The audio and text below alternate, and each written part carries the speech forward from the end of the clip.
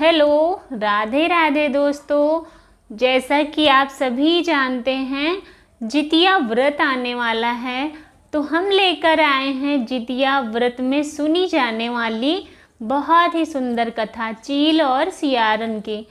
वैसे तो बहुत कथाएं हैं, लेकिन ये कथा बहुत ही प्रचलित है और इसे सुनना अनिवार्य माना जाता है। जो भी महिलाएं ये व्रत करती हैं वो ये कथाएं ज़रूर सुनती हैं और कहते हैं ये कथा सुनने से जितवाहन जी बच्चों को लंबी उम्र देते हैं। तो भगवान करे सभी के बच्चों की लंबी उम्र हो और मेरे बच्चे की भी लंबी उम्र हो, ये भगवान से हम प्रार्थना करते हैं। और जो सुनता है, जो सुनाता है, जो हाँ भरता है, उनके सभी के संतानों की लंबी उम्र होती है। तो चलिए दोस्तों, हम आपको कथा सुनाते हैं जितिया व्रत में सुनी जाने वाली चीलों और सियारों की।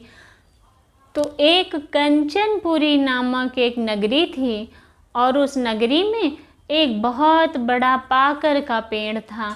वो पेड़ बहुत ही पुराना हो गया था। जब वो पुराना हो गया तो उसमें नीचे एक खोलखर बन गया बड़ा सा। जब पेड़ पुराना हो जाता है तो उसमें खोलखर बन जाता है, वैसे उस पाकर के पेड़ में बड़ा सा खोलखर बन गया और उसमें एक सियारन रहने लगी। और जो पेड़ था, जो पाकर का पेड़ था, उसके ऊपर एक चील रहा करती थी। तो चील और सियारन जब हमेशा दोनों साथ रहती तो दोनों एक बहुत अच्छी सहेली बन गई। अब वो दोनों आपस में अपना सुख दुख बतलाया करती हमेशा। ऐसे ही सुख में उनके दिन धीरे धीरे बीत रहे थे। फिर एक दिन क्या हुआ कि जितिया का व्रत आया। जब जितिया व्रत आया तो सारी महिलाएं नगर की वहाँ पर पूजा करने आई। और जब पूजा करने आई तब सियारन और चील ने देखा तो वो आपस में बात करने लगी कि बहन, ये लोग किस चीज़ की पूजा कर रही हैं, क्यों ना चल के हम इनसे पूछें कि ये कौन सी पूजा है। तो सियारन होशियार थी, उसने चील से कहा कि आप ही जाकर पूछ लो और हमें बता देना बाद में, फिर मिल के दोनों लोग ये पूजा करेंगे। तब क्या किया, चील जाकर उन महिलाओं से पूछने लगी कि बहना, आप लोग कौन सा व्रत कर रही हैं। तब सभी महिलाओं ने चील को बताया कि ये जितिया का व्रत है। तब चील कहने लगी कि इस व्रत को करने से क्या होता है। तब महिलाओं ने कहा कि ये व्रत जो भी करता है उसके संतान की उम्र बहुत ही लंबी होती है। ये अपने बच्चों की लंबी उम्र के लिए रखा जाता है ये व्रत। फिर क्या था, चील बहुत खुश हुई और वो जल्दी से सियारन के पास आई और उससे कहने लगी कि बहना, ये बच्चों की लंबी उम्र के लिए ये व्रत है, क्यों ना हम भी रखें इस व्रत को। उसने कहा क्यों ना हम दोनों मिलकर ये व्रत करें।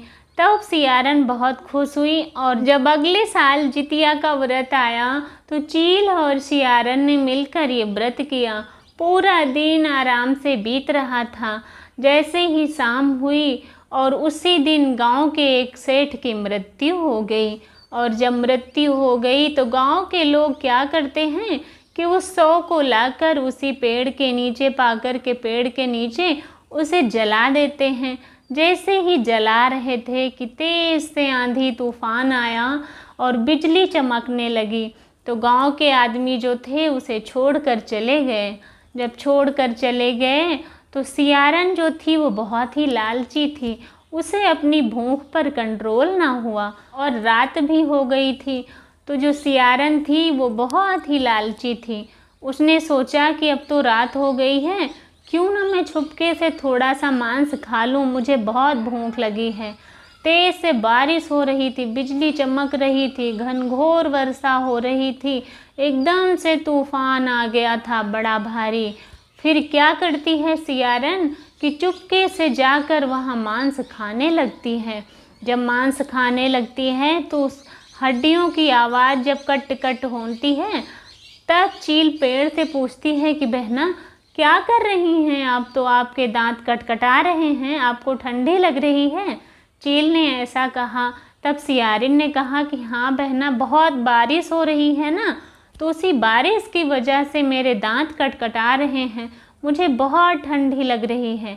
ऐसा कह के वो फिर से मांस खाने लगी और ऐसे ही सुबह हो गई। जब सुबह हुई तो चील ने विधि विधान से इस व्रत का पारण किया। गाय के दूध के साथ इस व्रत को खोला और पूरी रात चील भगवान जितवाहन जी का ध्यान कर रही थी और उनकी कथा सुन रही थी और उनकी आरती पढ़ रही थी।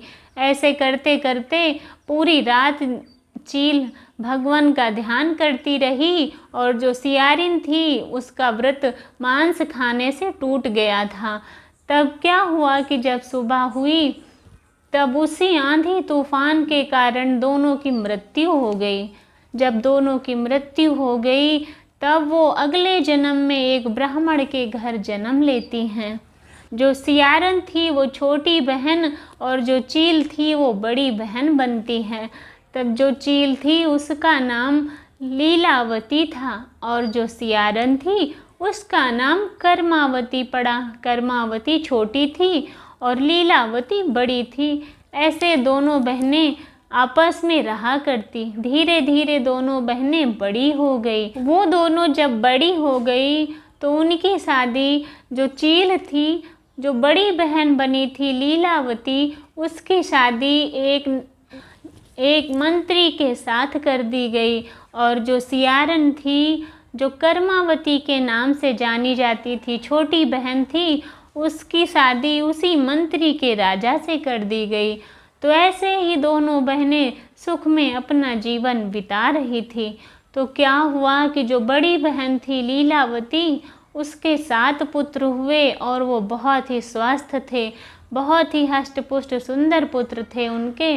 और जो कर्मावती थी, जो रानी बनी थी, उनके कोई भी बच्चा होता तो वो मर जाया करता। ऐसा देखकर कर्मावती बहुत ही जलने लगी अपनी बहन से।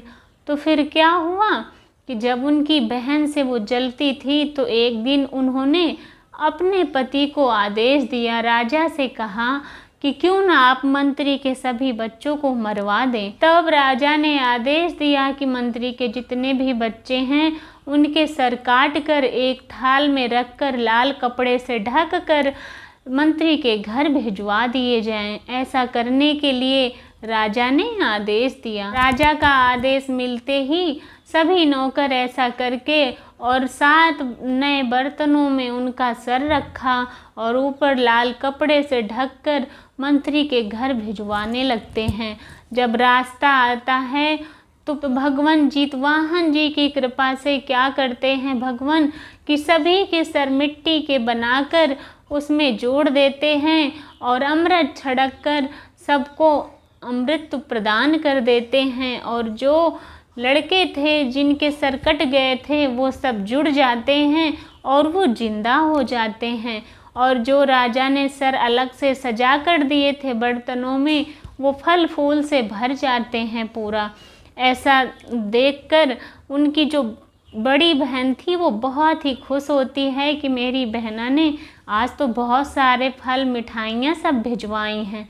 ऐसा सोच ही रही थी कि वहाँ पर जो कर्मावती थी वो इंतज़ार कर रही थी कि कब मेरी बहन के रोने विलापने की आवाज़ मेरे कानों में पड़े।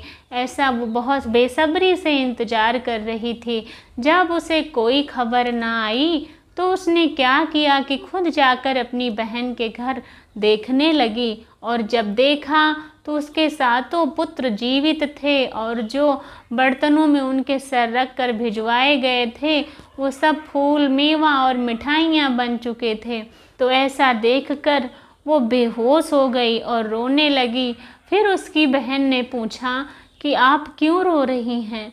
अपनी छोटी बहन से पूछा कि आप क्यों रो रही हैं?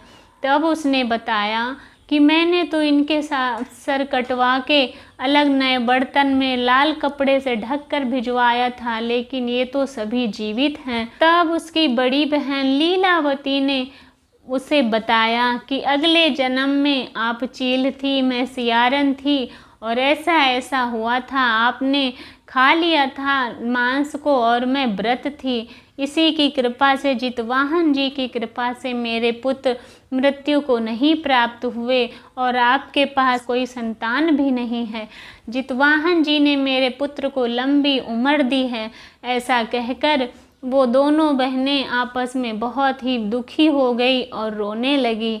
तो ऐसे ही ये कथा समाप्त होती है।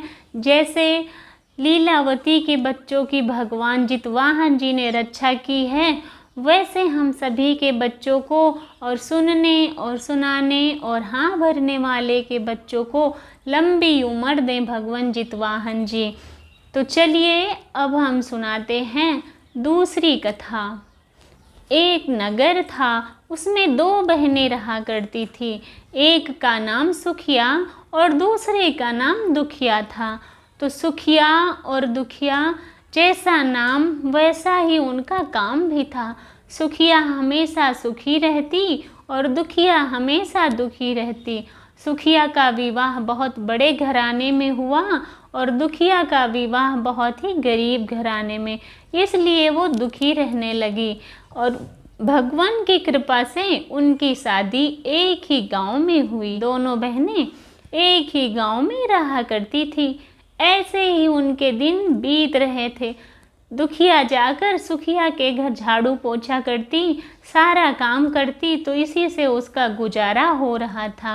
इसी तरह एक दिन जितिया का व्रत आ गया। अब व्रत थी दुखिया, व्रत में जाकर वो अपनी बहन सुखिया के घर झाड़ू पोछा बर्तन की और खाना बनाया। चावल साफ किए तो जो उसमें टूटन निकला चावल का वो, और सब्जी बनाई हरे पत्ते की, तो उसमें से साग छांटा, जो उसमें सड़ा गला साग था वो लेकर दुखिया अपने घर आ गई। अब उस चावल के टूटन से और साग के जो सड़े पत्ते थे उनसे साग और चावल बनाया। जब बच्चों ने भोजन मांगा तो दुखिया ने वही भोजन बच्चों को परोसा। ऐसे ही वो खाकर सभी बच्चे और दुखिया रात में सो गई। जब वो रात में सो रही थी तो अचानक से उसका दरवाज़ा खटकता है। जब दरवाज़ा खटकता है तो वो खोल कर देखती है कि एक बहुत ही बूढ़ी औरत उसके दरवाजे पर खड़ी है। तब दुखिया ने कहा, अम्मा मेरे पास तो कुछ भी नहीं है, हम क्या दें आपको? तो अम्मा ने कहा, बिटिया जो भी बना है आपके घर में मुझे थोड़ा सा दे दो, बहुत भूख लगी है। तब दुखिया ने कहा कि मैंने साग और चावल बनाया है, अगर आप खाओ तो हम थोड़ा सा दे दें। तब बुढ़िया ने कहा, ठीक है कोई बात नहीं, मुझे साग और चावल ही दे दो। अब दुखिया ने भोजन परोसा और बूढ़ी माई को खाने को दिया। बूढ़ी माई खाकर सो गई। अब जब आधी रात आई तो बुढ़िया के पेट में गुड़गुड़ होने लगी। तब बुढ़िया ने दुखिया से कहा, दुखिया मुझे भड़बड़ आई है, मैं कहाँ करूँ? तब दुखिया ने कहा कि आप किसी कोने में कर लो घर के, मैं सुबह नहाने से पहले साफ कर दूँगी। बुढ़िया उठकर सभी कोनों में भड़बड़ करके आ गई। बुढ़िया ने सभी कोनों में भड़बड़ कर दी और दुखिया सो रही थी। तो फिर बुढ़िया ने सवाल किया कि दुखिया अब मैं इसे साफ कहाँ पर करूँ? तब दुखिया ने गुस्से में बुढ़िया से कहा, मेरे सर पर कर दो आके। बुढ़िया जाके दुखिया के सर पर साफ करके सो गई। और जब सुबह हुई तब दुखिया जाकर नदी में स्नान करने लगी और बुढ़िया उठकर कहीं चली गई। जब सुबह दुखिया उठी तो वो बुढ़िया को देखी ही नहीं, उसे मिली ही नहीं बुढ़िया। और दुखिया जाकर स्नान करने लगी।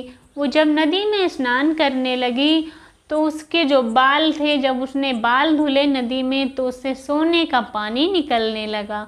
जब सभी महिलाओं ने देखा कि उसके सर से तो सोने का पानी निकल रहा है बालों से, तब सब कहने लगी, अरे बहना तुम्हारे बालों में क्या हुआ जो इतना सोना निकल रहा है? तब दुखिया को रात की बात याद आई कि एक बुढ़िया आई थी, उसने कहा था कि हम कहाँ पर साफ़ करें भड़बड़। तब मैंने कहा था कि मेरे सर पर कर दो, इसलिए उसने मेरे सर पर भड़बड़ की थी, इसलिए उसने मेरे सर पर भड़बड़ साफ़ की थी। वही है ये, जरूर जितवाहन जी की कृपा से ही ऐसा हुआ है। वो भागते हुए जल्दी घर गई और सोचा कि बुढ़िया ने भड़बड़ की थी उसे हम साफ कर दें जाके। जब वहाँ पहुँची तो देखा कोनों में कस के सोना चांदी हीरे मोती सब भरे थे। पूरे सोना चांदी से भरा घर देखकर दुखिया बहुत ही खुश हुई और अब उसने सुखिया के घर झाड़ू पोछा और सभी काम करने जाने बंद कर दिए और वो सुख से अपना जीवन यापन करने लगी। तो आप सबको ये कथा कैसी लगी? अगर अच्छी लगी है तो चैनल को लाइक करें, सब्सक्राइब करें और कमेंट में राधे राधे जरूर लिखें। तो भगवान आप सभी के बच्चों को लंबी उम्र दें।